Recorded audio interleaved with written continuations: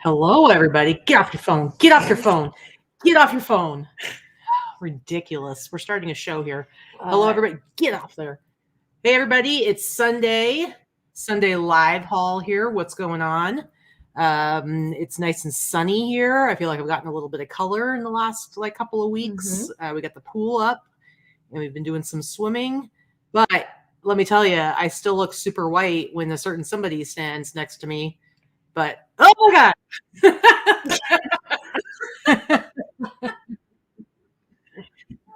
What's up, everybody? What's happening?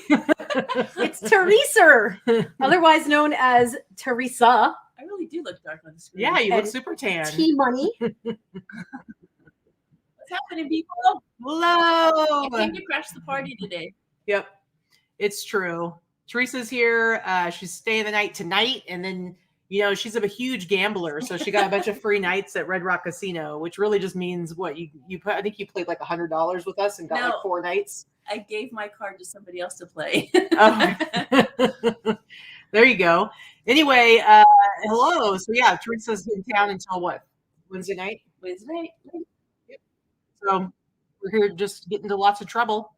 And maybe do some swimming later. I don't know. We get a bonus hangout, and Teresa staying at Red Rock means I get to go swim in the pool at Red Rock. Yeah. So I mean, that's the benefit right there.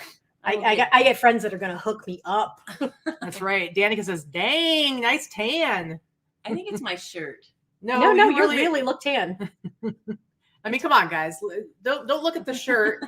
Look at that. Look at how much darker she is than me. I do look tan, but ridiculous.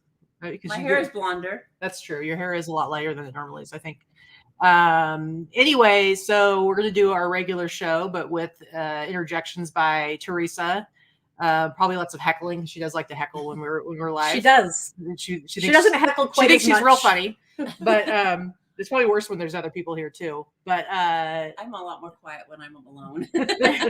I need Trish to egg me on. But hey, so guess what, everybody? I just finished up the last little bit this morning. The website for the Boss Reseller Remix, resellerremix.com, which is linked down below. What is that? What's that? Teresa, geez, we've been doing this for 3 years now. No, the Boss Reseller Remix, the 3 of us, it's a conference we put on every year. Our 3rd year is happening this October here in Vegas. October 16th, 19th. It's true. That's true. Anyway, the website's updated. It has all the speakers on it, you guys. So if you've been waiting to see what the content's going to be like this year, all the speakers are on there. We don't have the schedule up yet, but we do have a list of not speakers.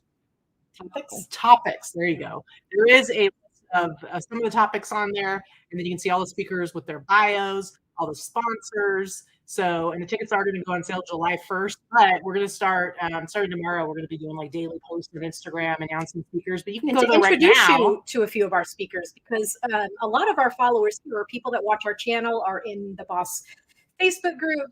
May not be familiar with all these speakers. It's all new speakers this year. It's all new people. And it's people that actually Katy, Teresa, and myself, at least half of them, we did not know personally or don't know them well. So we're excited to see what they have to bring to the table and teach us as well. I'm excited. We've been so grateful for the support in our community the last 2 years, especially the first year when we didn't know if we'd be able to pull this thing off. And our friends just came and helped us, and they were all wonderful speakers with great knowledge to impart to others. But it's nice to have people that we don't even know come and teach, because I want to learn from people. I want to learn from new people, new fresh blood, fresh meat. I'm excited. And so, like I said, we're going to be announcing speakers daily. But if you go to the website now, you could just hurry up and find out all the speakers that are going to be there. The only person that isn't on there that we are going to be adding at some point this week. You want to tell them who is going to be speaking? Who's going to be speaking that we're excited about? Adam Ireland, who is yes, I got confirmation. We got confirmation. I got confirmation today. We can announce that. So we fancy. Adam Ireland from eBay is going to be coming and speaking at our event. And who's Adam Ireland? For anyone who doesn't know, he is the senior VP of eBay North America. So maybe even more than that. But so he's like one of the top dogs. He's the big dude. I think he's number 2. I think he had Hal Lawton's old job, but I'm not positive. But yeah, he's like the number 2 guy. Yeah, so we're super excited about that. He's going to And even be. if he's not number 2, he's number 2, a guy in our book. Right. That's what I'm going to tell him when I meet him. I'd be like, Adam, you're number 2 to me. Maybe he'll take that as an insult or as a compliment. I don't know. I mean, it's pretty nice. We're excited. As far as I know, nobody of that caliber has ever spoken at a seller-led a reseller event that wasn't being put on by eBay. Right, exactly. Jinx. But yeah, if you just go check out the website, I'll show you. This is what's really fun. For those of you guys who were there last year, I have a video embedded here that is from our Boss Reseller Remix YouTube channel. And this is a little kind of teaser reel of what the remix is all about. So if you went last year, you should probably go check it out and see if you can spot yourself in the video. That's always fun. See, it's our sizzle reel. It's our sizzle reel. So there's a question there by the Resale Runway. Will there be recorded video option again for those that cannot attend? As a matter of fact, yes. We will be having a virtual ticket option, and it's actually going to be better than last year because it will be live streaming virtual event. It's not going to be pre-recorded. So yes, the answer of your question, but more. Yeah. So yeah, fully streamed live. You will be able to interact. You'll be able to ask questions. So it's going to be a whole lot better than it was last year for anyone who isn't able to make it. So good question, Susie. Is there any chance the eBay person will address the site issues? Now, we're going to have a lot of eBay employees present at our event as we have the last several years. Those are the people that you'll be able to get into the nitty gritty issues, maybe about your personal or site issues with for sure, because those are the people that want to hear your concerns. Now, will Adam be addressing something like that from the stage? Probably not. He's only going to be speaking for like 15 minutes. It's not a full session, so it's not going to be like, I mean, as much as everybody wants to kind of get into it when they have the attention of somebody from eBay, I highly doubt that that's something he's going to be getting into. But like Vikki said, there are going to be several eBay employees there, and they do want to hear feedback. They do want to know what issues there are. So that's one of the great things about events like this. This is where you make your connections with eBay employees. This is where if you have an issue with your account, you're going to have a card or an email from someone specifically that could help you with that issue. And these are where these connections are made. Reseller events in person, that's where they're made. If Absolutely. you come to Reseller Remix, go to the eBay table, and this is my pro tip. Talk to Valerie Yee. Valerie Yee is the chief of staff to I just lost her name. The senior VP of Seller Experience. Rebecca? No, she's based out of New York. Her name will come. Shadi. Okay. Shadi. She's an Asian, maybe not Asian woman, but Shadi. Valerie is her chief of staff. Valerie has like 20 years of eBay experience and knowledge. So if you have an issue or question, she knows who to take it to get it answered. And that is, she's a golden connection. And so if you aren't at the eBay table talking to her or whoever else at the eBay table, you're missing out. Yeah. The next question there is from Angel. Will there be another online auction to support the Blind Center? Yes, there will. Absolutely. And actually, last year was our introduction to that to see how it worked, and it went better than we expected it to. And this year, we intend to ramp it up. It's going to be even bigger than it was last year. We have all new speakers this year, but we have one person who's going to be returning to make an appearance, and that's McKen Hustleby, because he was so moved by last year's auction that we did for the Blind Center. He said, I want to do it next year. I'm going to do it bigger and better. And so he is going to be running that auction. It's going to be the very last session of the whole week. It's going to be awesome. And we're going to have some different people are going to be contributing as well. And it's going to be huge. So we're really excited that he's coming back to lead that. And the people that we're doing, just to say, when we do the auction, it's going to be something, it's going to be on Whatnot. It'll be on the Whatnot platform, and it'll be live streamed. And you can join on your Whatnot app. The people in person will be able to do it from home. You'll be able to bid and watch and whatever you'd like to do. 100% of the money that we raise is going directly to the Blind Center. Every item that we're selling in auction has been or will be donated to go to be sold. We have some really, really high dollar, high quality items that are going to be sold, and that are going to be donated. And don't forget our $25 hats that sell for $600. That's right. And Whatnot is once again going to waive their fees for this because it is a charity auction. So, it's just one more way that we're able to raise money money back to the center because we all love that organization and that facility. So absolutely. And we have some great sponsors coming back again this year, as well as new sponsors. Liz Perfectly, of course, is our presenting sponsor, our top sponsor. They've been there for us since year one, day one, actually. And so they're going to be coming back as the presenting sponsor, and they're coming back with their Seller Community Podcast. It's going to be back. And what's crazy about this year is we're actually going to have 3 podcasts that are going to be there set up to actually do recording and stuff. So we're going to have the Seller Community Podcast from Liz Perfectly. We're going to have eBay for Business podcast with Riff, and I think Rebecca's going to be there, and also Georgia, which for those of you who don't know who Georgia is, you're going to know who she is if you come to this event because she's awesome. We love her. And Brian. One of our favorite Canadians. And Brian, yes. And then the third podcast that we're going to have, who's actually going to be set up in the podcast suite upstairs, is going to be the Get Thrifty podcast from Arc Thrift. And we're super excited about. So, and really, we're going to have other podcasts there, just not set up to run, but like the girls from Let's Do Lunch are going to be there. Yep. They have a podcast. Kevin, Commonwealth Pickers, part of the Trash to Cash podcast crew. He's going to be there as a speaker, not as a podcaster, but this is the year of podcast. Seriously. Apparently, I need to get a podcast. And Griff is coming back, Sandy. Yes. Yes, Griff will be back. This is your tip.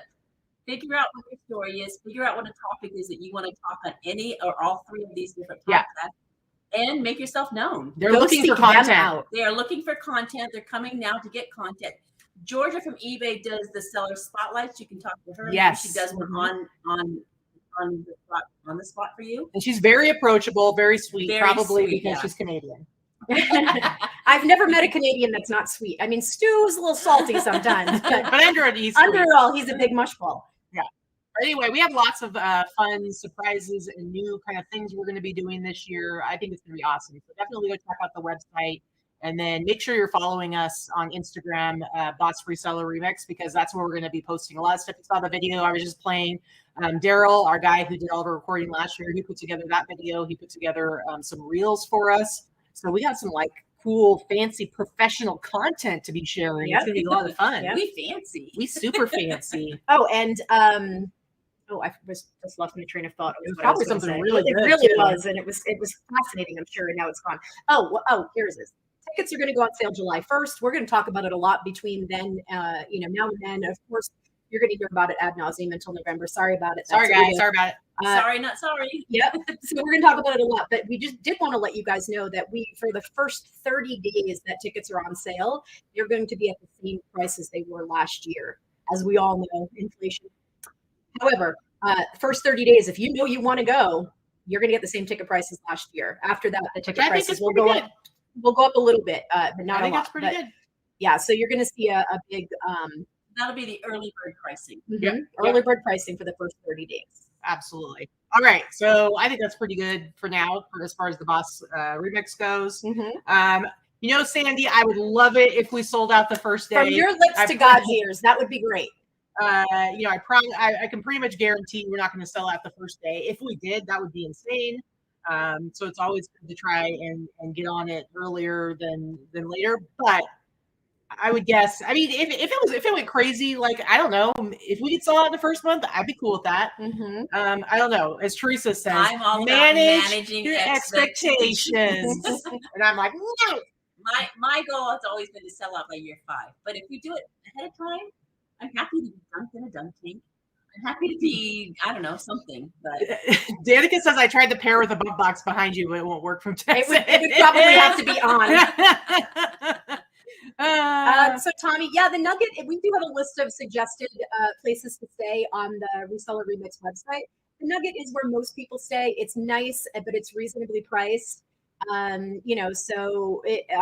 Most people stay there, but the Circa is great too. We've had people stay, at Main Street Station, at all those places in that area. Everywhere down there is kind of okay. Yeah. Some of us already have our room at the Golden Nugget. Hey, check it out. Alexis is back. Hey, Alexis, she was in our chat last week too. She's coming. Did you know she's coming to visit? In a couple of weeks. In a couple of weeks. You missed it, Alexis, because I am here. Oh, I'm super excited. Alexis, I haven't seen you since we were there for Pride. And that was like 2019, I think. I know you saw her more recently, but I have not seen you. I saw her last summer. It was pre-COVID is the last time I saw Alexis. I thought I was never going to see you again. Last time I saw her was even before that. Yeah. Because we had an amazing lunch. Yeah. Danica says expectations are resentments waiting to happen. Okay, Debbie Downer. Geez. Seriously, Danica. Here's the thing. The way I live my life, I would rather assume amazing things are always going to happen because it does change your behavior. This is the way I feel about it. It changes your behavior when you expect things to go well and amazing things to happen for you. And a lot of times it's like a self-fulfilling prophecy. It's like 9 out of 10 times things go the way you want them to. You know, if all you do is worry about the way things are going to go wrong and you stress about that, that also affects your behavior and also can be a self-fulfilling prophecy. Why would you want to put that negative energy in the universe? Yeah. So personally, I would rather be disappointed occasionally, but I would rather behave as if things are always going to be amazing. It's true. All right. So let's get into our regular show. First part, we look at our real numbers for the last week, which are which is Teresa's favorite part. And those numbers are not looking so great. And then middle part of the show, we look at our sales highlights for the last week. And then the last part, we look at our haul. We didn't do a lot of sourcing, but we did manage to get to the bins yesterday, Vikki and I. Vikki, I think I'm going to show my haul before yours because I have 5 things. I didn't find anything super great. Whereas Vikki found a ton of stuff in just an hour and a half. And I will say, talking about the bins, you are leaving on Thursday morning to go to Nashville, and she gets back late on Tuesday. So Monday. No, Tuesday, you told me. Anyway, go ahead. Great, I have to change all my plans now. No this party. Ruins everything. No party for you. This ruins everything. Anyway, I'm pretty sure it's Tuesday, so I'm not going to believe anything that Vikki says. Regardless, I'm going to try a challenge, and I'm going to try to attempt to vlog daily. We'll see how it goes.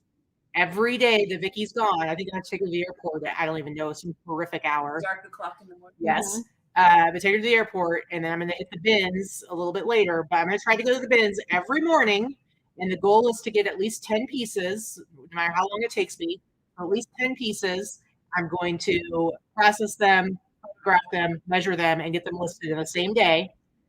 And I'm going to do that every day that she's gone. So either through Monday or through Tuesday. We'll find out what that's going to be. So it's either going to be a 5-day or 6-day challenge. We'll see how it goes. Look at you. All right. Setting up yourself for failure. Well, Teresa, listen, it would be hard for Vikki every time she goes. She gets an entire cart full. I couldn't do an entire cart full. But if I'm going for 10 really good pieces every time, I think I can handle it. Okay. 10 pieces take not even 10 minutes to photograph. If that, 10, 15 minutes for me. So I definitely can handle it. All right. So we're gonna see what happens. Okay. Okay. I'm here cheering you on. Yeah, that was not cheerful what you just did. Yeah. That was not cheering on, not encouraging at all. Angel says, "Damn, Teresa." That sounded like a damn Gina. Damn, Teresa. Okay, so let's go ahead and look at these numbers. I'm going to close this out here. Starting with Mwah. Let me just tell you, I'm fascinated how all the behind the scenes goes. There's 17 little windows underneath her screen, and she has to make sure she's got the right one before it clicks. This is why you've never seen me do a show by myself. Every once in a while, she reaches over and she tries to grab the mouse to do something, and then she ends up clicking the wrong thing, and I'm like, come on.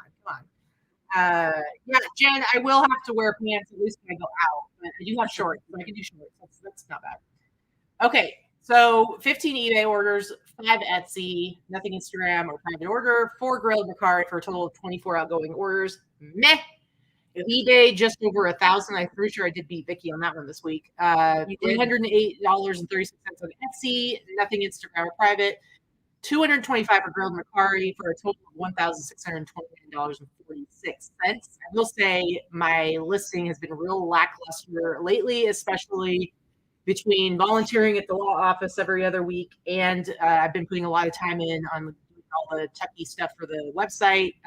It's hard to keep up on stuff, but $94.66 for my shipping. You can see the breakdown of fees there, and then cost of goods $150. That's low for you. Well, it is because I'm doing a lot more bin stuff. And my net total sales $1,197.59. My gross average sale price That's still really $67.89. Damn. My net average sale price $49.90. So not too bad, but not great. I'm not excited about these numbers, but I know that a lot of it has to do with my listing behavior at the moment. So Or lack I'm thereof. excited to see what happens with my little daily bins listing challenge. Yeah, let's We'll see how productive I am when Vikki gets out of my hair. All right. Somehow I get blamed for everything. See, hashtag Vikki ruins everything. Yeah, there you go. So for me, you can absolutely see the huge difference between 3 weeks ago, our numbers, or 4 weeks ago, our numbers, and the numbers now. So that not listing for 20 out of 30 days absolutely hit me and caught up this week. So 20 eBay orders. I actually had 2 0 days on eBay this week. I have 4,400. I have 4,400 items listed. I have a sale running, and I do promoted listings on every item. So I can tell you, all of you people that are like complaining, this isn't selling, that's not selling. I mean, it's not just you, obviously. So 20 eBay orders, 5 on Etsy, 13 on Poshmark, 1 on Mercari for a total of 39 orders. That's dismal. $920 on eBay, guys. Horrible. And then Etsy is also low. Poshmark is good. Like $500 a week on Poshmark is kind of where I want to be. It's good for me. 1 sale on Mercari for $59, and my total was just under $1,900 for the week. Again, not great. However, my shipping was $168, and then you see the breakdown of all the different fees. My cost of goods, as always, is low. I mean, I'm getting 200% return on my cost of goods if you look at that. So my total net sales just under $1,400 for the week. That's about $1,000 less than I like it to be or need it to be for the week net. So not thrilled. I do like to keep my cost of my average sale price between $50 and $60. I just fell a little short of that this week. I have been accepting a lot of lower offers and sending a lot of lower offers to clear out some older stuff and to just sell something, right? Yeah. So net average sale price $35 an item. Yeah. Not great, guys. Not great. All right, numbers. How do you feel about those numbers? Well, they're better than mine. I'm gonna say Teresa just told me what she may not want to share it here, but I'll tell you this: she told me what her 1 month payout was on eBay, and I almost cried forward. I will tell you, I get paid out on eBay once a month. Last month was $500. I'd be working on Fremont Street if that was my net. I'd be out there with a sign in one of those awful costumes or something. And then my last 2 weeks Amazon was a negative 260. Ouch. I had a lot of returns. So yeah. Now you have a lot of changes coming up. You're in the process of building a house, and I mean the date keeps changing. But when are you supposed to be able to get in I'm there? supposed to be moving into my new space in August, and so when I do that, well, and what's really cool about you starting with you got to decide like how like your garage and got to design how it's all going to be set up. Yeah, and I'm going to I'll say this on my social media, but I'm going to hopefully start sharing my story via social media because I think it's a really cool story. I'm going to have a really cool space. I shared it with Trisha's mastermind group, and they were like blown away. So it's an awesome space. But when I get to move into that space, I will be able to get back to selling normal things, doing wholesale pallets, buying larger lots. Yeah, you told us about some plans you have, like you're saying with wholesale and having some more employees. So once you get that set up, you'll probably see a huge jump in your numbers. Absolutely. I mean, since COVID hit, I've been doing sourcing, taking care of my mom. I wasn't able to shop every day, all that sort of stuff. And I'm down to the, selling off the stuff that was, my stuff to make money. And it's what it is. I'm fortunate that I have a lot of different streams of income. So I can still. So thank God you're not having to rely on $500 a month to pay your bills. Yeah, and I'm like you. I'm not listing. I mean, I do try to list stuff. I really try to push it up, and so it's not like it's a dead thing, but yeah, my eBay is on life support. So Sandy knows she's not doing the Airbnb. She's selling her mom's house and building a new house. She was living with her mom for years. 7 years. Helping to take care of her. And so now she's ready to move on and sell mom's house and My mom's trust stated that I could stay there for 2 years after she passed. And so, I had a contract on the house last June, watched it be built and backed out of it 10 days before it was to close escrow. So then I started over. And the house that I have now is going to be so much better for what I need it to do. So once I get the escrow closed in August, sometime next year, I'll be looking to buy another Airbnb. One thing at a time. So Tommy has a good question. Can I don't have an answer for you, but it's a good question. Can one of you ladies please explain why with 4,400 listings that only 1% sells? So many sellers have high inventory compared to what's selling. Good stuff is good stuff. Does my question make sense? So your question does make sense. I do know that between Katy and I, we do sell mostly vintage items. Vintage items are long tail, so you are going to have a lower sell-through rate overall.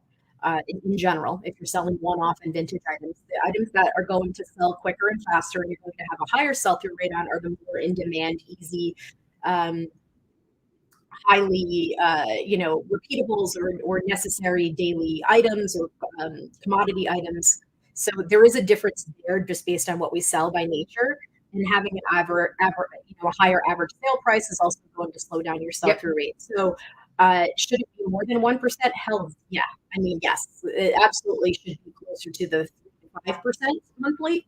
I will say that I do a 75% sell-through rate yearly, and that's the way that I try to look at it. Is once a year, I try to look at what my percentages of what I have listed and what I sell through. So about 75%. I may be off a little bit here and there because I don't do it specifically item by item, but number of items listed divided by the number of items sold per year gives you the percentage of your sell-through rate. And that's how I look at it, that I'm not carrying inventory for like 5 years. There's a handful of things I'll have for more than a year, but not everything. So, I don't have a better answer for you than that. I do know in general, everything's slow. It is. I think if you took a poll of most sellers who are doing this full time, like what we're doing, and not doing cards or computers or stuff like that have a high turnover rate, you're going to find that most of us are in the 1 to 3%. It sounds low, but the reality is that's just what it is. I have 57, almost 58 listings. I could cut my prices in half, throw everything on Depop, and I probably on Depop though, where a lot of times the prices are a lot lower, and probably sell way more volume. It's just that's not the model that necessarily works for me. But I can say for me, yes, sales are down partly with traffic in the market and stuff like that, but 100%, my lack of listing enough has a huge impact. And it's tough because we got to juggle. We have all these things going on, planning an event, doing a lot of traveling.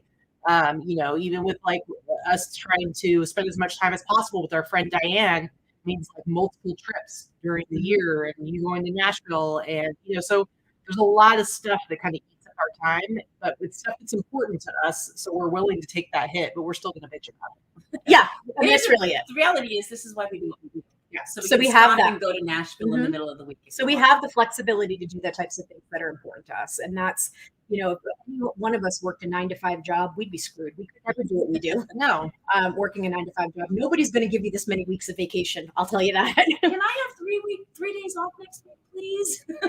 Yeah. No. So being able to be like, it's really sunny right now. Teresa's over at Red Rock.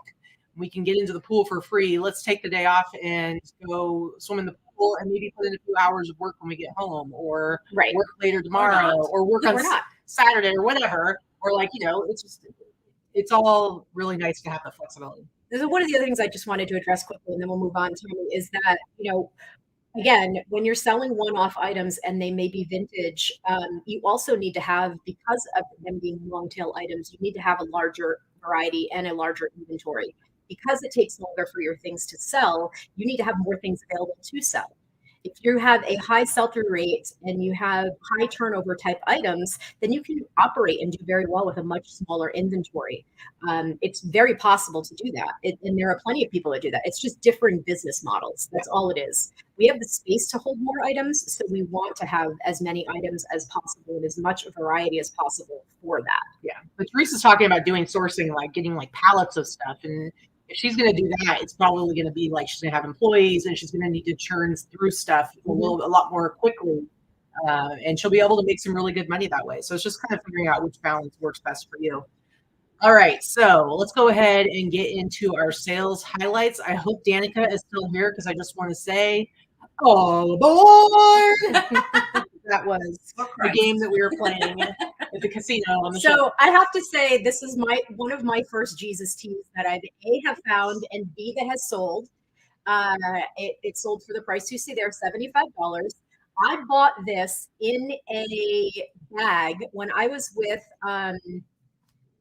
Liz in Colorado in January. We each bought 2 bags full of t-shirts that were closed at a it wasn't a Savers. I think it might have been an ARC store, or it was ARC. And we paid $2 a bag for each of them. She bought 2 bags, I bought 2 bags. We had no idea it was in any of them. I've actually sold like 4 or 5 of these, not for this price, but this was one of the better pieces that was there. And the fact that it took a while to sell, but I paid like 25 cents for it, and it sold for $75. Now, Katy probably would have sold it for $200. No, that I wouldn't have. No. Time out. What? 5 or 6 months to sell a t-shirt is not a long time. No. But honestly, like I usually list my Christian t-shirts at like $100, and then I would send out and then I would send out offers for like 65. But you did very well with that. I'm quite proud of myself. That was like a Katy sale right there. There you go. All right, next up. So this is funny because when we were in Boston, we were at Diane's house. I had like the last time I was visiting. I think Rick was wearing, like her husband Rick was wearing a really cool vintage 90s sports sweatshirt. And I was like, man, I want to go raid Rick's closet, steal all of his vintage. And so when we went there this time, she brought out a garbage bag. They like gone through his closet and cleared out a bunch of stuff.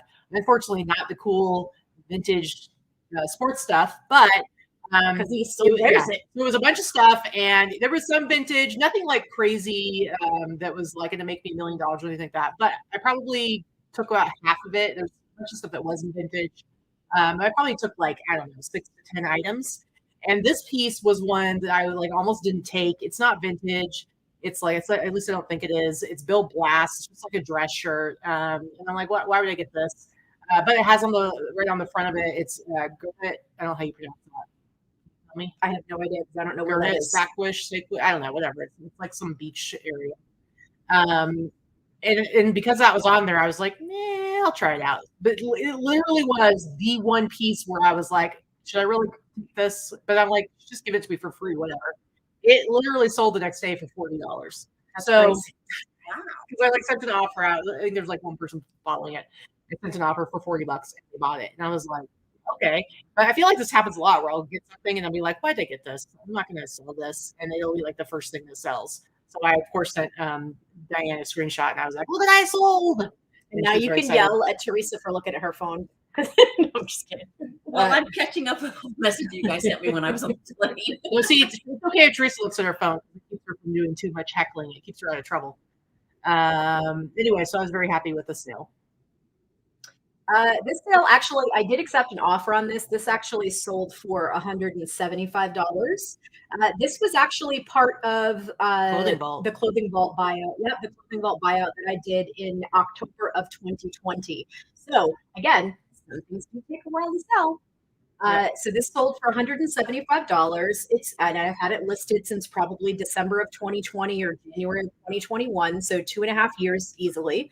But again, we have the space. So there you go. And it was part, I think I'm down to probably the last 15 to 20 items from that. There were hundreds of items originally. And I could have been happier with the turnout of the items that sold. So, yeah. All right. Next up. So real quick, it's a flip it. I did not understand the vintage t-shirt market prices at all. I pay attention to Katy, but I just don't have the knowledge. Well, first of all, there are the pieces that you can comp easily, like band shirts and stuff like that, movie shirts where multiples of the same thing have been sold over the last couple of years. So it's very easy to kind of get a feel for what people will pay for them. But otherwise, it's all just kind of instinct or how long you're willing to wait to get a buyer. Because, I'm in some vintage t-shirt groups and somebody will like hold up have a shirt and say, like, oh, price check. And just because Teresa's on the phone doesn't mean you get to be on the phone, dang nabbit. Yeah, putting my phone away so I can get a good example. Put it away. Flip it over. Children in Flip the it room. over. Anyway, Give me your phone. somebody like posted like a T-shirt, and they were asking about it, and it was like, I thought it was a cool vintage T-shirt. It had a really cool graphic on it, but it wasn't like a boot shirt. And somebody in there said, 10, $15. And there are multiple people saying that. And I'm like, that's crazy. I'd pay $10 for that to resell it for 50. And so, it's kind of like whatever you're willing to put it up for. If somebody buys it, they buy it. It's not a hard science. I think other people don't know exactly the nuances that everybody, there's the banger tees that all the T-shirt bros kind of know about, certain brands, certain luxe brands, certain streetwear things that are hot at a certain time. Kind of like when Tommy Hilfiger, vintage Tommy Hilfiger was the thing. Now you can't give that crap away. The thing is that a lot of people that are newer to the reselling game don't necessarily know the nuances that you do. I think you have a deeper skill set level about vintage T-shirts and vintage streetwear than quite a few people do that claim to be experts in the field. Yeah. And I also think that's actually that's proven based on what you do sell, these strange things. So this T-shirt I picked up. You can't get $140 if you ask $25. Well, I didn't get 140 for the shirt, unfortunately. However, I got this probably like 4 or 5 weeks ago, and I got it at the bins. It is not vintage. You can see on the back it says it's 1968, 1996, but it's a 20-year memorial of Bradley Noel, who was the lead singer for Sublime. He died in 1996, so this is like the 20-year memorial. So you did the math, and that would be 2016. So, but it's Skunk Records, and because I had something to do with Sublime, I'm like, all right, maybe there weren't a lot of these that were made. And the front of it has the Ziggins on it, which is just a local like ska band around there on the Skunk Records label. And so I just listed it high because it's one of those things where there's no comps for this. I couldn't find a shirt anywhere exactly like this. I could find other Skunk Records shirts. And then I just, sent out random offers, and I think somebody offered me $60, and I was like, whatever. I got it at the freaking bins. I paid $1. It's been like a month. It's a lot easier to accept the lower ball offers or what you consider a low ball offer when you've only paid a buck or something, right? And like I said, I didn't know. So for those who are having questions about the vintage T-shirt market, with this, I have no idea what this is worth because I cannot find it anywhere else or find any comp for it. So really, what it's worth is what someone's willing to pay for it. And what I'm willing to accept for it. So $60. I got $60. I paid less than $1 for it, and I was super, super happy. So that's a crowd going wild. All right, what's this? Is this one I bleached? Yes. So this is one of those brands. I mean, you guys know that I do talk about vintage pajamas and nightgowns and things like that quite often. I mean, sometimes you're only going to get $15 to $20 for them, depending on the brands, but they're so lightweight and easy to photograph and easy to ship that they sell quickly. So for me, I pick up almost everything vintage as far as like lingerie and nightgowns and pajamas. And this particular, are you pajamas in Nevada? Pajamas. So this is one of those brands that I will tell you to pick up every time. Eileen West, especially the ones that say Queen Anne's. So it's Queen Anne's lace. This is what the tag looks like.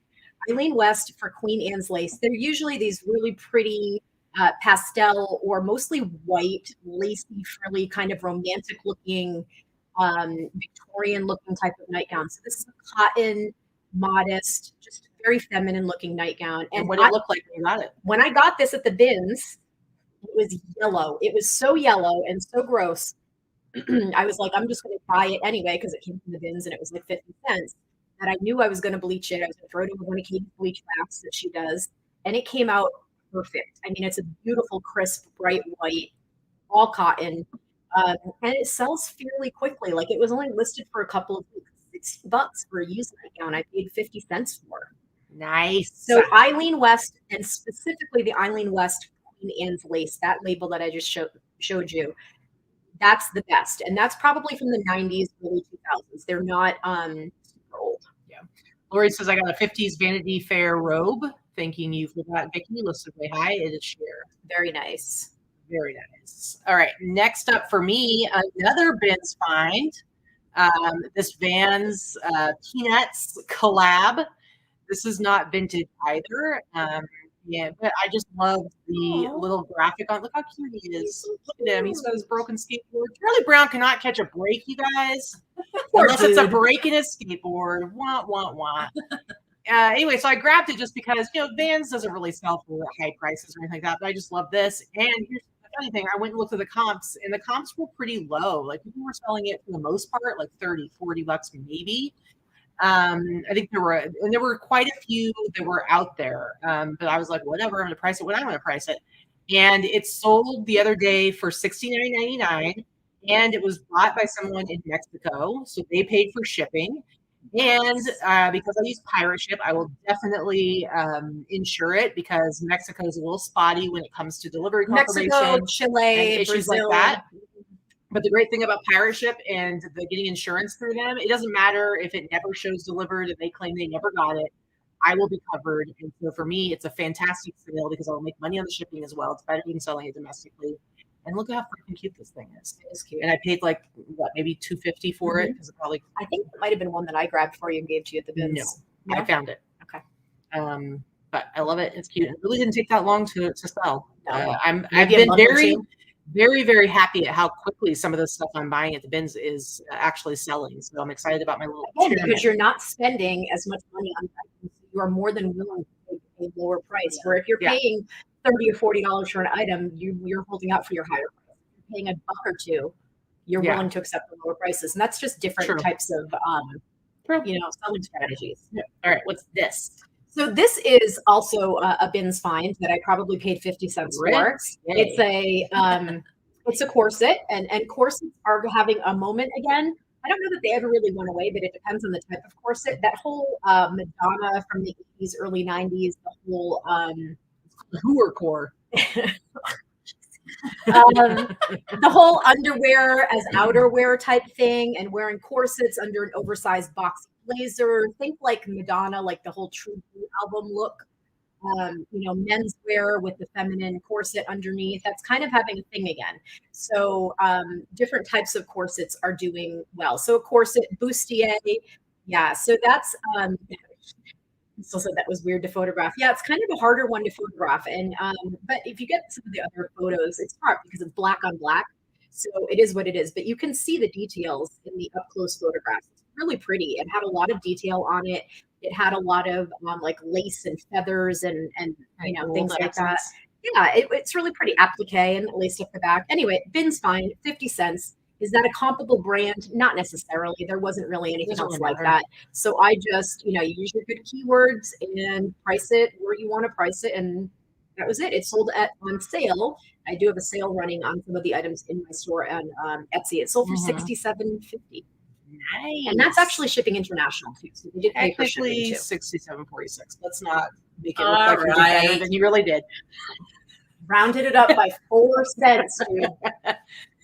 We like round numbers. All right. So this shirt, what I'm excited about. Okay, this is the Turtles. The song "Happy Together." I don't know why. I think it was like a members only tour. So it's kind of weird. How it says the members only Happy Together tour. Members only the brand. No, I think it is the members only the brands. Like they sponsored it. Okay. Yeah. Anyway, so the Turtles, so happy together. So I've had this probably for well over a year, if not 2 years. And because I'm just like, I like the Turtles, and you've got Gary Lewis and Playboys, who I believe are from Oregon. I've never heard of them. I've never heard of the grassroots, the Buckingham. I don't know who these people Whatever, man. So I've had this for quite a while. I've sent out so many offers for like, I think $40, $50. I was just like, this thing's never going to sell. I would have taken like $30 at this point. And someone sent me an offer for $80. I don't know if you've ever had that happen, where it's like way more than what you would have accepted. Mm-hmm. And I was like, what? Jump on it fast. I'm like, give me that $80. Hell yeah. So anyway, I paid like $10 for it. I think it's worth $80. I think it's super cool. But man, I could just not get rid of it forever. But anyway, I was very, very happy about that one. And the next one for you. So this was something that Katy had grabbed for me from yesterday's fits. Jesse specifically knows that I like Letterman sweaters and things like. I don't know why. We all have our things, right, that we like. So I think I got 2 of these, and I paid $10 a piece for them. I don't know where the heck he got them, but it certainly wasn't something that was going to sell in his shop. And he knows how to pass the good deals along. So I paid $10. I have 2 of them. That sold for the price you see here. It actually just sold yesterday for $97.46, now $97.50. How does it feel to know that you'll never get deals like this ever again? What do you mean? Because do you think I'm going to get that for you next time? Oh, you're gonna keep it yourself. She's being less picky about the things that she buys. I'm So just now being- she's direct competition for all of the things. now. I'm just expanding. Actually, I think the time that I went this, I got a ton of stuff, and so I just was kind of at my max, and I saw those and thought Vikki would want them. But yeah, definitely now I would keep these for myself. Which I don't think I ever really quit with the letter sweaters, but whatever. It's just not going to happen again. We've been going to the bins, and I've been picking up, like keeping stuff that I once upon a time I would have given to her, and she's pretty sad about it. But you know what? I still grab you dresses. I still will grab you blankets and linens. There's certain things I'm still going to grab for you. Whatever. I still find you really cool stuff, but yeah, there's some stuff you're not getting anymore. I know. Rude. So rude.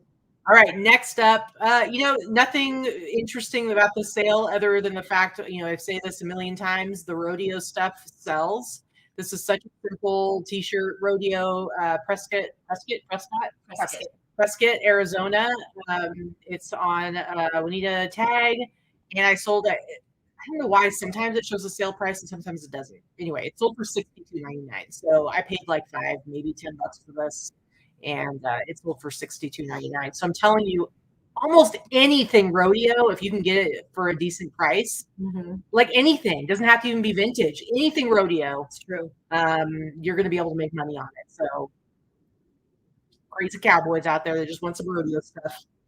So I did show this in a haul. I did pick this up in Colorado in January. That happened to be the trip of Irish sweaters for some reason. I think I picked up 4 or 5 between the bins and 2 or 3 different ARC stores. I do have the hand knit vintage cardigans. This particular one was extra nice because it has a belt and it has a big collar. It's not just the pullover kind. The leather wrap buttons. Leather wrap. I probably could have held out for more money in the winter. This probably would have sold for more. Like $150. And that was what I had it listed at. But I was pretty happy to take a $70 offer with sales being as slow as they are. We're in June now. Someone wants a 6-pound sweater. That's fine. I'll take $70 for it, especially because the shipping label on Poshmark covers the full amount, where I charge a certain amount and I guarantee it would have cost me about $12 to $13 to ship it, and I didn't charge that on eBay. So it's like a trade-off a little bit. So Lori says I can't sell my Irish sweaters. I'm able to sell my Irish sweaters, but it's kind of funny. We always talk about like the Dickies jackets. I can sell them every time. Vicki's never been able to sell a Dickie jacket in her life. Seriously. I might as well throw them away or light them on fire before I can sell them. I don't know why. Give them to Katy. It's true. Now I will, but just gimme. All right. Next up, I've been picking up hats a little bit more lately. Americans for Nuclear Testing. This one also sold. Testing? Nuclear testing, not nuclear.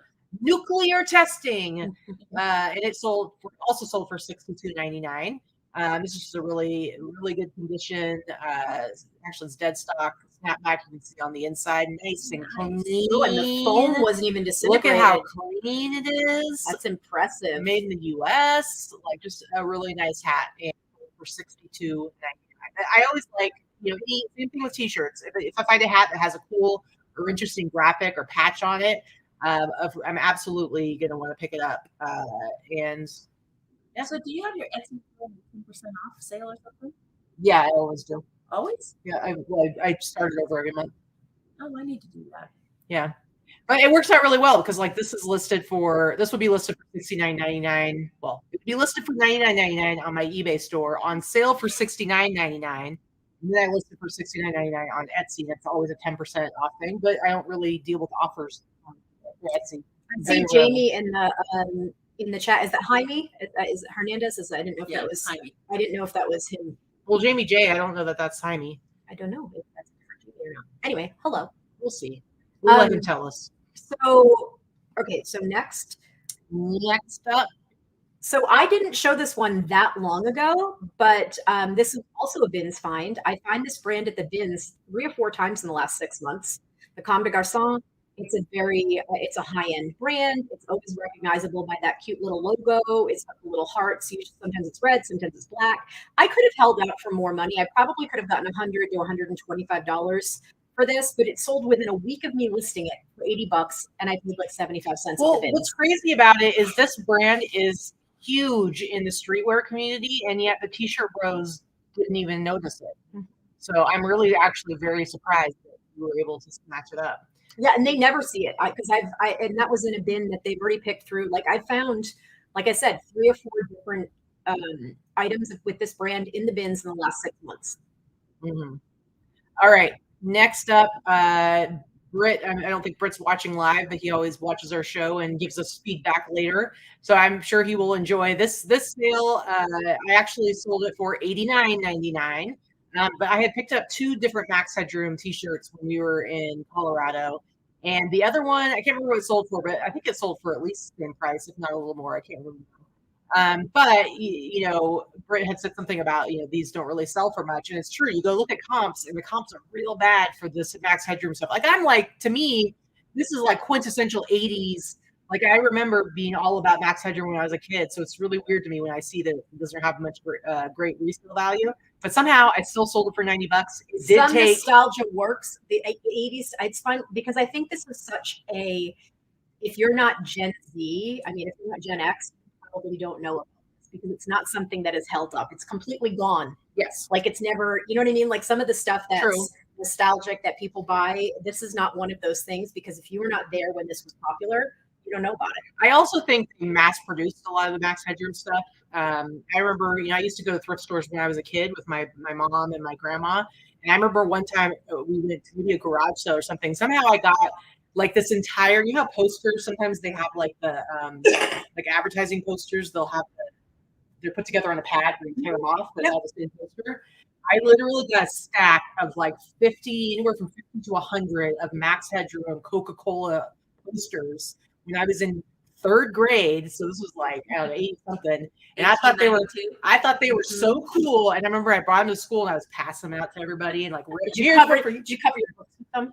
I might have covered a book with them, but I just remember thinking I was the coolest ever because I picked it. Remember we actually had books in school. Now the kids all have their little iPads. Yeah. We actually carried books and had to cover them with, grocery bags. Yeah. All right. Last one for you. I only bring this up because I did talk about it a few weeks ago as well. Vintage hard rock stuff is some of my favorite stuff to source and sell. And Jen Goodell had sent me some items because I had mentioned that. I love the hard rock stuff. It doesn't always sell for a lot of money. And if you comp them out, they're like people sell them way too cheap. However, there's a lot of them out there. There's a lot out there. Obviously, it's a huge chain. But I don't remember what I paid for this. It's definitely something I would have picked up at the bins. So I probably paid $1. I would not have bought this for anything more than that. I don't know if I got it here or whatnot. But in any case, it sits for a while because I priced my stuff high, but it sold for $59. Nice. Now, if you look at comp prices and you're trying to comp your stuff based on solds, nobody would ever price a hard rock shirt for $59, but you're not going to get it if you don't ask for it. Yeah, suckers. All right, last one. I haven't told Vikki about this sale. She'll be excited. So this is another bins find, and Vikki actually hooked me up with it. And it wasn't for that long ago. It's within the last month. Glacier National Park. That's where Clara just was. We went over in a helicopter. Glacier National Park, one of my favorite parks. And it's got a really fun graphic. This is from the 80s. I think it's like 80. I can't see it. Cute little bears. Picture. Anyway, it's trade, or the little thing says 80 something.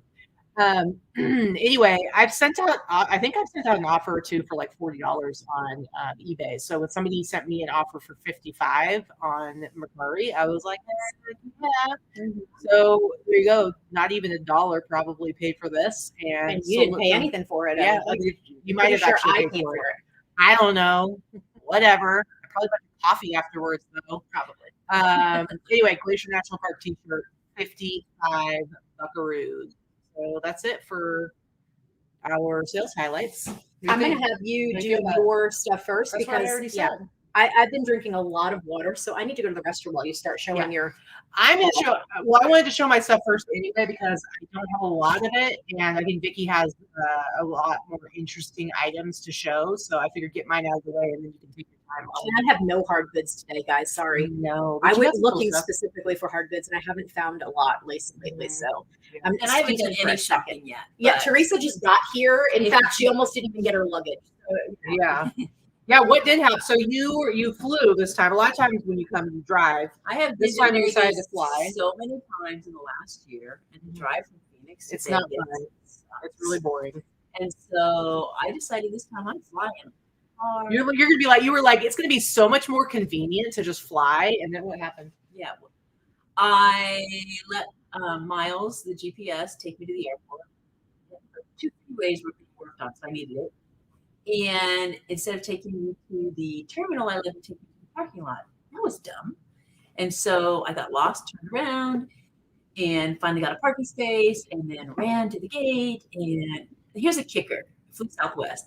Paid the stupid $25 to upgrade my ticket and get early boarding. And then you were late. And then I was, so I'm getting to the gate as they're calling my name. It's like so terrible.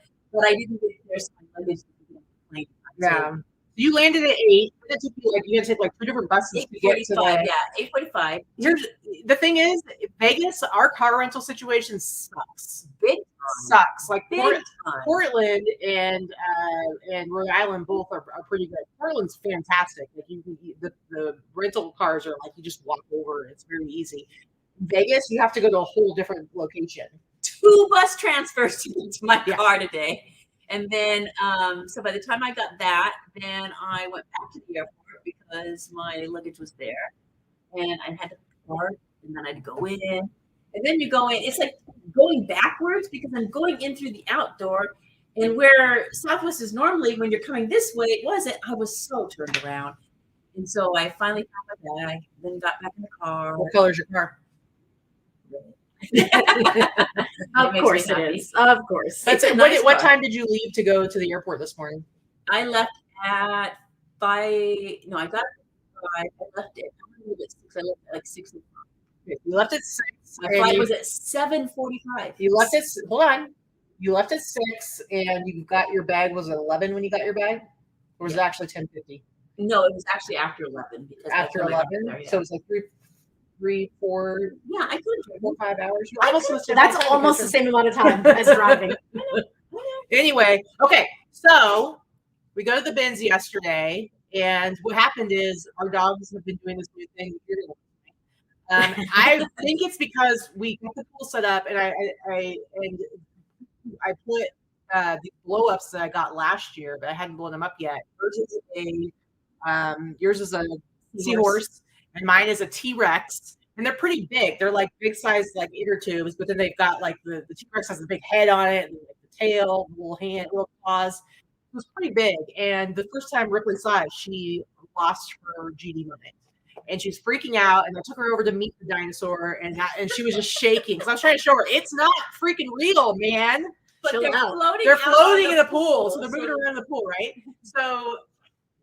Usually they're good in the morning and they let us sleep unless there's people over. But lately it's been 6 o'clock in the morning. Bark, bark, bark, bark, bark, bark. So I think she's looking out the window and seeing the dinosaur and freaking out. So we were hoping to sleep in. Vikki wanted to know, do you want to go to the bins on Saturday? I'm like, I kind of want to try to sleep in. And by sleeping we mean maybe 8 o'clock. 8 o'clock, whatever. But we woke up to barking at 7:15, and Vikki's like, let's just go to the bins. So we rolled out of bed. Some clothes on, we're all grungy, and so we showed up at 8:10, and so we grabbed our carts, and I've got my little IKEA bag in my cart, and then I really like to, as I'm walking back to where the carts where you park them, I like to get at least a couple things to throw in there so people know this cart is being used, not just a cart with garbage in it. So I see as I'm walking by the linens things, I see this hot pink hat, and I go to grab it, and then Vikki, who's a half a bin away. It's hey! Which, let me tell you, when we're digging through clothes, she'll come up right next to me and start to grabbing stuff. But apparently, me being not even more than a half a bin away, she was in a different bin. It was the next bin, and she's like, "Hey!" I was eyeballing it. Yeah, hey! And you know what? I said, "Get him You know what? I barely got anything. You got a ton of stuff. Get over it. But anyway, check out this hat. It's bright pink. It's neon. It's dead stock. It's guava plantation in Hawaii. I don't know how you say it. Or what's Kilaui? I don't know how to say it. Anyway, it's one of those sweet hats. You get the little rope there, and it is made in the USA. Definitely dead stock. My Hawaiian friend Tia would call that spocking. Spocking pink. What's spocking? That's neon. We would call it neon. She would call it spocking. Anyway, I love it. It's bright. It's fantastic. Vikki actually grabbed this to give to Jesse, but he sometimes you'll turn around and he's gone. So he doesn't say goodbye. He doesn't. Because he's got to get out of there to go open the shop. He dips out. So I went ahead and bought it because I'm like, it's going to cost me $1. Now this isn't like it is vintage. This is Sting from WCW. It is vintage. It's dated 1999. But when you go look up comps, it's like maybe you can sell it for $15. But he's been doing a lot of plush sales on American Arbitrage, Terry's, whatnot. So if he can sell it for $10, and on there he might even be able to sell it for more because it's just kind of, it's pretty goofy. So I'll just take it to him. Pick it up for him. I always try when Jesse's there. There are certain things that he likes that I don't care about, and I always pick up stuff and give it to him. This is the best thing that I found. This is a Nike vintage center swoosh hoodie made famous by Travis Scott. So these can sell upwards of like $300. I think I can sell for like $200. You can see it's got the red swoosh. This is like no, it's 90s. not the left chest or right chest swoosh. It's specifically the center swoosh. Don't ask me why people are that specific. Because that was what he was wearing. I get that. I'm just saying, as an outsider looking at this, why do you care where the stupid swoosh is? And that's going to make the difference between a $30 hoodie and a $300 hoodie. I don't get it. However, that's what it is. Back in the 80s, if Bret Michaels wore a very specific shirt, you wouldn't have been like, no, I need to have that. I've never been influenced by other people as far as buying clothing. Buying clothing. I mean, but I think it's funny. I just think it's funny, like, because I've bought that same one with the swoosh on the side, and I know it'll sell for $30 or $35. But I also do know that the center swoosh is the super popular one. So it's weird that that is such a huge difference. For embroidered. Ideally, I mean, it's pretty much the same thing, off difference by 6 inches, and it doesn't 10 matter. times the price. It doesn't matter. Weird. Few inches is the difference between a normal cross and an upside down cross. You Satan lover. What the frig? Where do you come up with this crap? I'm just saying. Okay. I'm just saying there is somewhere. Really, it's just I'm not going there. All right. Next, I have this. It needs to be washed. It's got fuzzies on it. But it's like been dyed and everything. So even the tag is like dyed this burnt orange, this means tag. But that's because it's the Red Dirt beer. This is the Red Island Brewery Red Dirt beer. Nice. The color like goes crazy. I know it's this is the actual color. What you can see right here. Anyway, Red Dirt. How's the sound today, by the way, guys? I know that sometimes the microphone is crazy, and we determined because we've both been doing so many Zoom calls and Google Meet calls with the same microphone, and there's no issues. We've determined that it has to be the StreamYard's live stream. I don't think that there's anything else that it could be. It is a full bit. Says a few inches can make a huge difference. There goes Sandy. Sandy says, so true. And Sandy knows. Sandy's been around for a while, and she has a lot of hands-on experience. So she knows.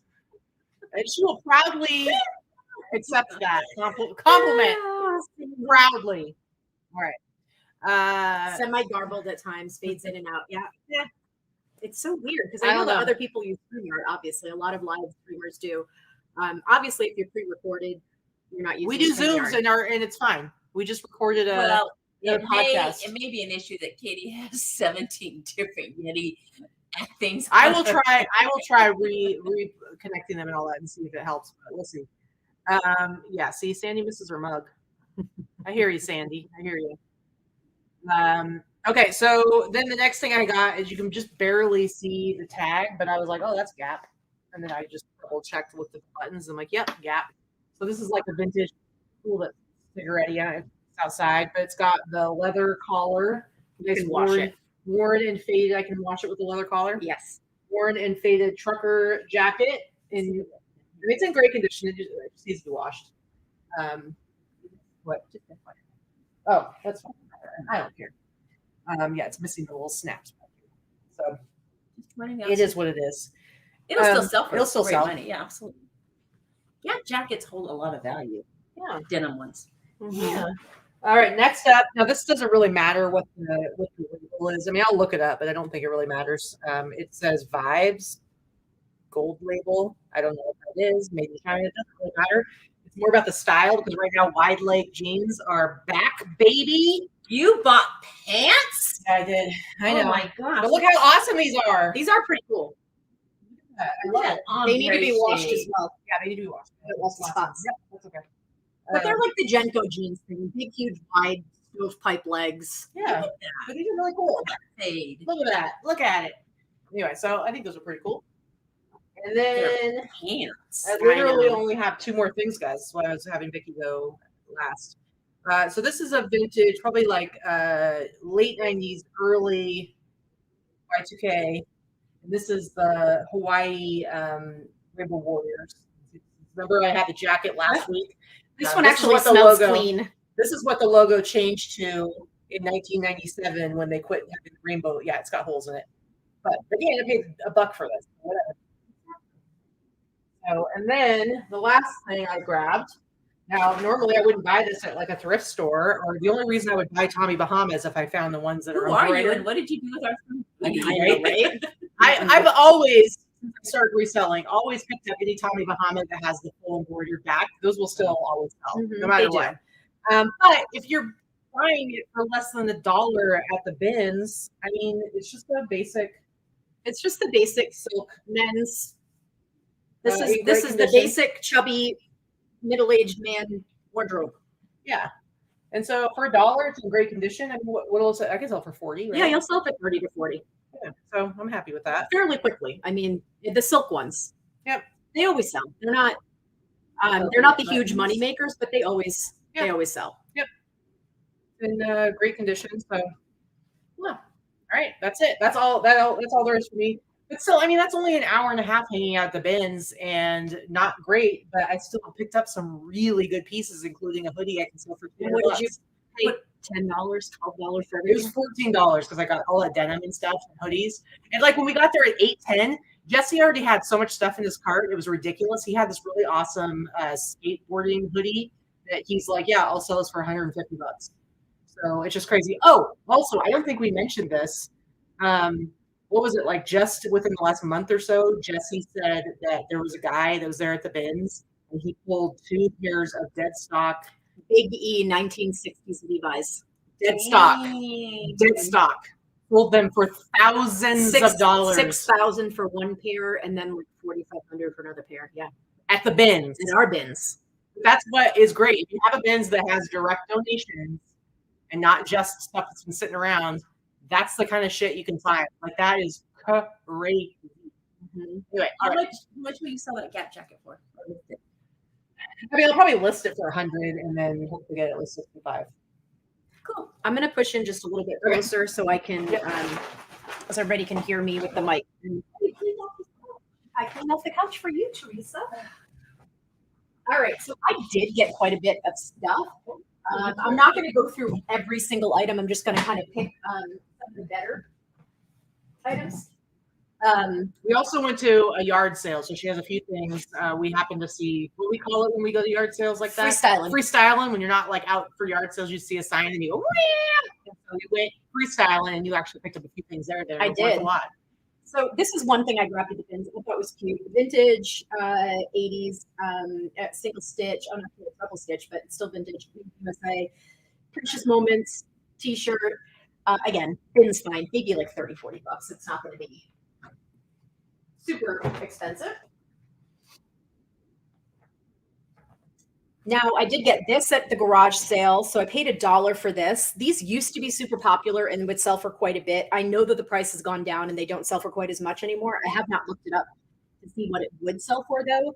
But this is the, old school Y2K or 90s polo Ralph Lauren shirts, but what they have like, the applique, the embroidered applique, and they have like different, cities or countries on them. And then it's got like the big pony. So again, used to be able to sell these for like $75 to $100. I'm sure it's not that anymore, but I'm sure it was also worth picking up for $1. Right on it, my pony. So, all right, hold on.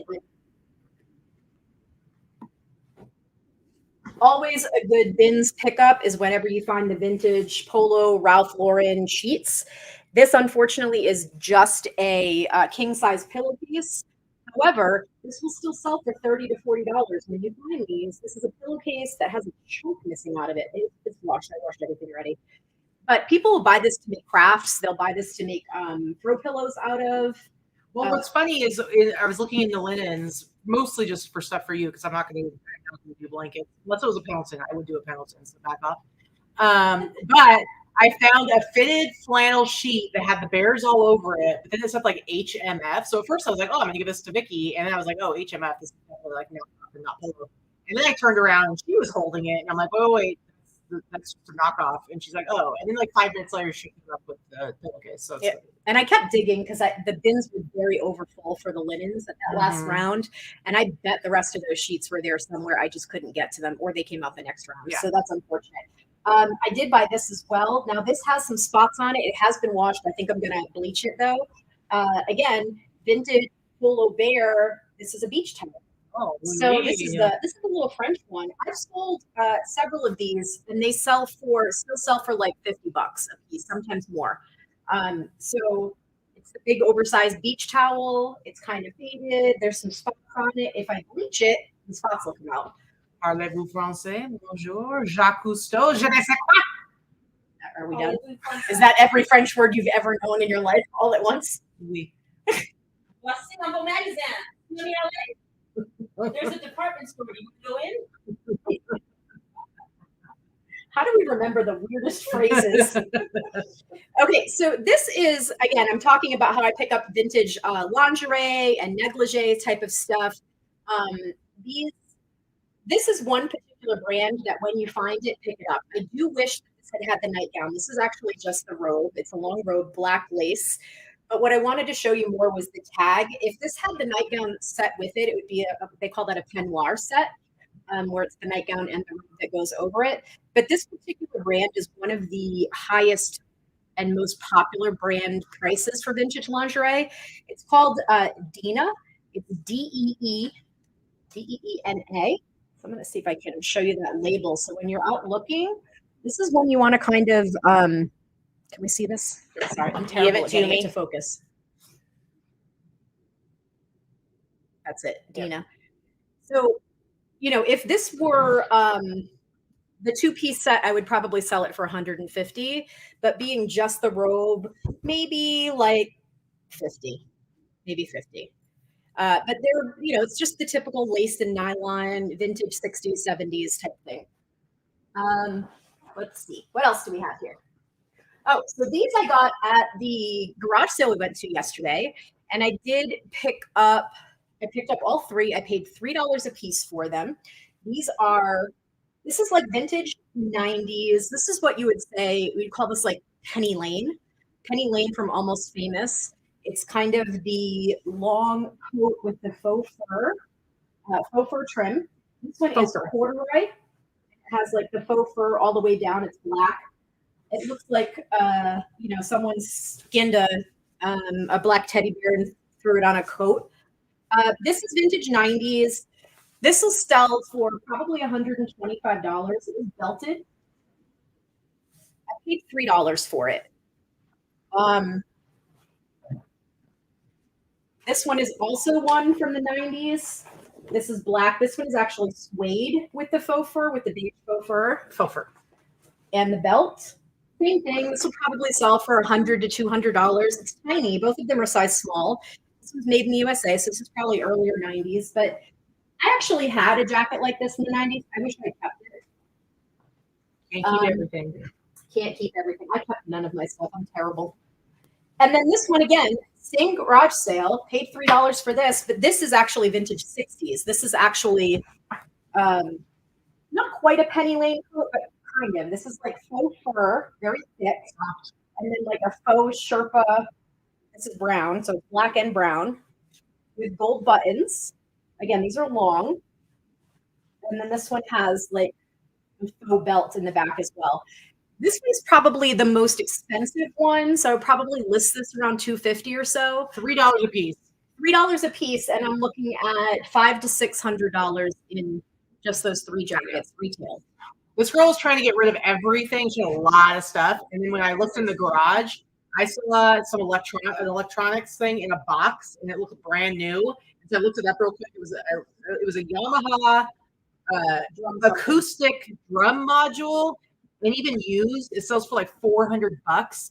And so I asked her, I'm like, hey, are these electronics over here for sale? And she's like, oh, are there electronics over there? And she's like, oh, that's my ex's. She's like, yeah, that's for sale. And then I'm like, I picked it up and there was nothing in it. I was so bummed because I knew I was going to get it. Like, she probably would have charged me like $5 for it. Yeah, I was real sad. But then Vikki was like, you're going to look at electronics now? She's like, I can't take you anywhere ever again.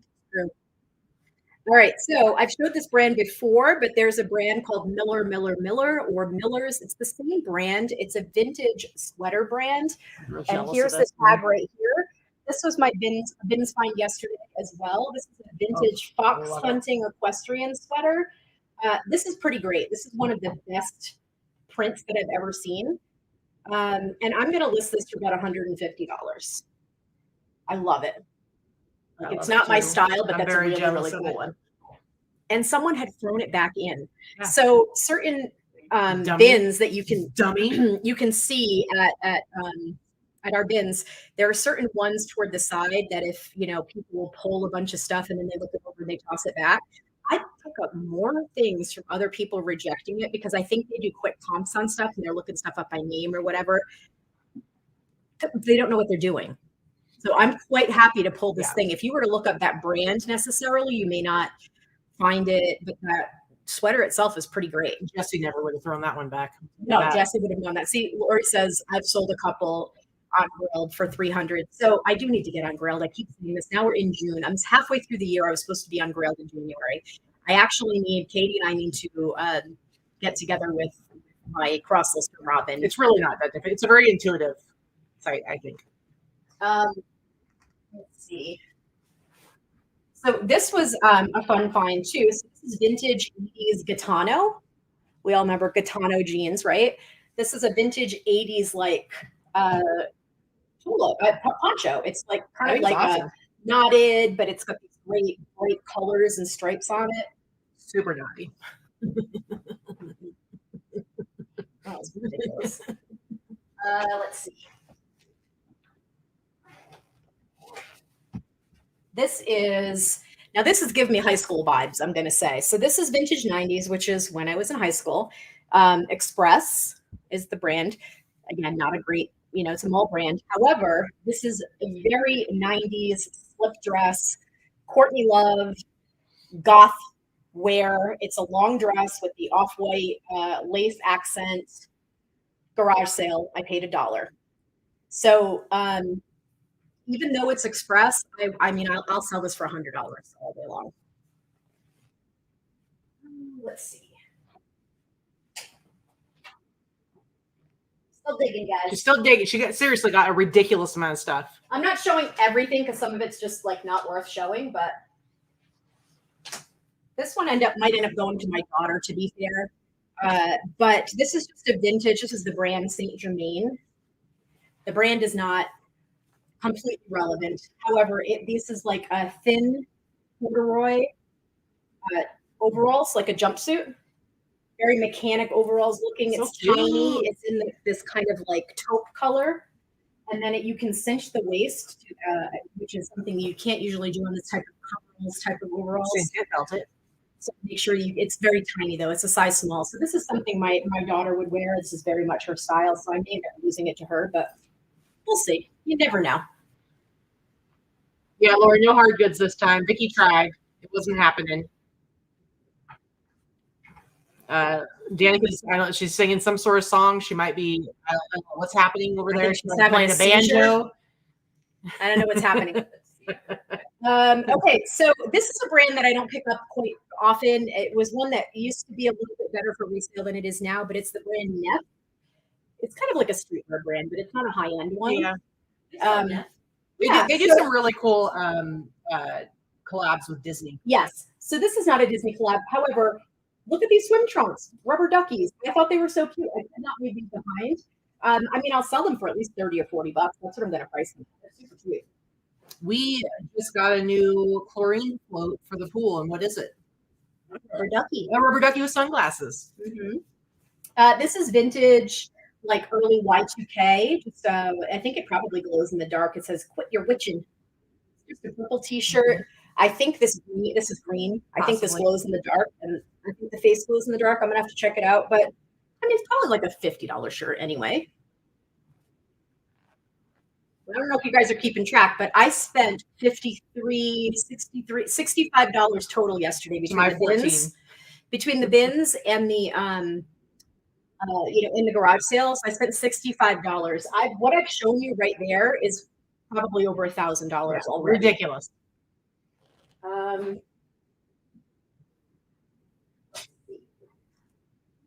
Just a couple more, but these are super cute, kind of like cigarette style pants, pedal pushers, crop length, stretch. They're a vintage style that has always been good for women. And they're a brand called Machino, but it's their lower end brand. It is called Cheap and Chic. So, I mean, these are super cute. They're tiny though. They're like a size 2 or something. So they're 6. They're bigger than I thought. But these will probably sell for like $65 or $75, even though they're really cute. They're tiny and they're pants. Machino is known for more of their out there kind of aggressive, like T-shirts and sweaters and jackets and bags and things like that. These are pretty sedate for a Machino pattern. They're just a tiny polka dot. But again, they're very lightweight. I paid like 75 cents for them. I'm going to sell them for $75.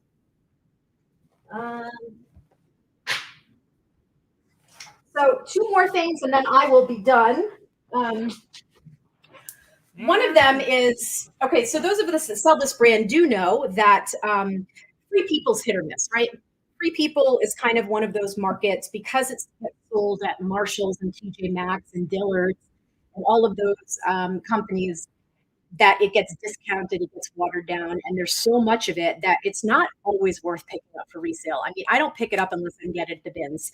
And sometimes it sits for a while, unless it's a great piece. The brand itself doesn't quite sell for what it used to or sell as it used to. However, this I picked up at the bins because of what it is. So this is Free People, but it is a long, like, cardigan sweater jacket. Really long. Yeah, it goes like to the floor. I'm pretty sure it would drag on the floor if you were wearing it. And it's this big, heavy, oversized, thick knit. So this type of thing, I mean, I probably paid $4 for it. For it has a lot more teal and green in it. It's teal and green. It's really pretty. It's got a big belt. I mean, I would probably wear this. So this one I think will probably, I don't know, I haven't looked it up if this particular style sells for more or not, but I mean, I will definitely list that and sell it. I'll probably list it in the $75 range. I'd be happy to get 45 or 50 for it for Free People. And then last, I have a couple more like bread and butter pieces, but nothing super exciting. But last is this one right here. This is a vintage jacket from the 80s. I don't know anything about this brand. I haven't looked it up. The brand is Nature Living. But it's this cool color block parka with some embroidered, I don't know, doohickeys on it. It's bright. It's kind of not bright, but it's blue. And then it has this bright embroidered, it says, "Don't worry, the sun is back," which is weird. Just me. Which is weird for a ski parka, but you can ski in the sun. Well, yeah. So anyway, it's just this cool vintage look to it. It's kind of a color block look, different colors of blue and I don't know, whatever. Probably like a $75. I price it around 75, unless I happen to find out that it's like a good expensive brand that I don't know about, which and I'll price accordingly. Lori says our sound is so much better. So I don't know. All right. So Okay. yeah, I'll do one more. Oh, one more. Picked up some Patagonia. I don't think it's vintage, but just Patagonia linen shorts. I probably paid 25 cents for them. These are women's. They're tiny, but they'll at least be $40. No. That's it. That's all I'm going to show now. Oh, yeah. Are we boring you, Teresa? Yes. Jeez. See, the second she gets to sit down and quietly, she'll be snoring on the couch later. All right. That's everything. So, like I said, Vikki is leaving early Thursday morning. Mm-hmm. And my goal is to go to the bins every morning for every day that she's gone. And set yourself up for failure. Teresa, shit. So rude. I'm gonna go for as long. I figure like minimum 90 minutes, but if I have to stay longer to hit 10 items, at least 10 items, I'm gonna bring them home, process them, photograph them, measure them, and get them listed, and then try and get the video edited and up that night. So it's quite the goal, guys. Let's see if I can do that. Okay. It's kind of like the last time you left me for an extended period of time. I did those 5 whatnot shows in a row. Mm-hmm. So this is my goal this time, and we're going to see what happens, see what kind of stuff I can find, and what it does to my sales too. Should be fun. But yeah, I think it'll be interesting. I still keep telling her she needs to have one of our friends come over next Sunday. No, I'm not doing a show. And on do a Sunday. show Sorry, with guys. a guest person. But Nope, no show Sunday, but you're going to get daily vlogs. So that's the trade-off. So you're going to get 5 or 6 days in a row. Because I'm still fairly certain Vikki's not coming back till Tuesday. Monday. She's coming to my house Monday night. So Yeah, and Trish okay. and I fly out at the same time. Fair enough. So it's going to be 5 days in a row, guys. We'll see what happens. And then maybe I'll just keep doing it. I don't know. Maybe you Probably will. not, but We'll see. we'll see how it goes. It's definitely going to be time consuming, but I think it'll be fun, a fun little experiment. All right. So head on over to the Reseller Remix website. Take a look at all of our amazing speakers and new friends that are going to be joining us this year. We're very excited. I know Teresa's very excited. Look at that face. She looks like somebody just like paddle prodded her, but we're all super excited. Very, very excited. I think this lineup is going to be the best we've had yet. And I keep saying that every year. We don't know how we're going to top ourselves year after year, and yet somehow I think it's going to happen. I think we still keep doing it. Also, if you have not had a chance yet, go back and look at our most recent videos. The last video that I uploaded was our bucket list with a twist trip to Block Island with Trish and Diane, and we had a really good time. It's a ridiculous video. You get to see Diane pretty tipsy at the end and drinking a cocktail out of her pocketbook in public where it is against the law. We had a really, really great time, and it's been really amazing being able to create all these memories with Diane while she's still here. And now you're going to get to do more of that in Nashville. So I'm more than a little bit jealous. I know. We're going to go to Nashville with Diane and her whole family, and we have a couple of friends that are going, and then Trish and her daughter Liz, and myself. I just threw myself in there, invited myself, and they invited. But it's going to be a lot of fun, and we're going to be there for Country Music CMT Week. So we're going to see the CMT concert series and all that kind of stuff. I'm not going to the nighttime shows because I don't even know who any of the artists are, and $700 for a ticket for me was a little bit ridiculous. Wow. However, there is the daytime stuff that I'm going to be doing, and I'm hoping I might be able to meet Reba McEntire because she's today doing pictures and signing things. So I'm gonna cross my fingers that it is not a 17-hour wait to meet her, because honestly, she's one of like 2 or 3 people left on my bucket list to meet. Yeah. And I would love to meet her. So Lori, a pocketbook is what weirdos in New England call their purses. They call them pocketbook. It's supposed to be pocketbook, which even pocketbook is weird to me to call that, but they pronounce it pocketbook. So pocketbook is 60s. It's like Boston River. But it's not a book. It doesn't fit in a But pocket. everybody so in- it's a pocketbook. The average age of people in New England is like 80. So, She's not 80. but she's grown up with the 80s. Yeah. People. All right. Okay, guys. We are out of here. We're gonna go have some fun in the sun and relax and maybe drink some Mountain Dew with Teresa. And That's how she maybe likes to do that. make Teresa have an asthma attack because we make her laugh hard. So it doesn't take much. See, I wasn't even trying. She's doing it herself. Smoker's cough. The only Mormon I know with the smoker's cough. All right. Okay, guys, we will see you later. Stay tuned for those videos because we won't be doing the Sunday show next week. Sorry, but bye. I'll see you in 2 weeks. Bye. Weirdo.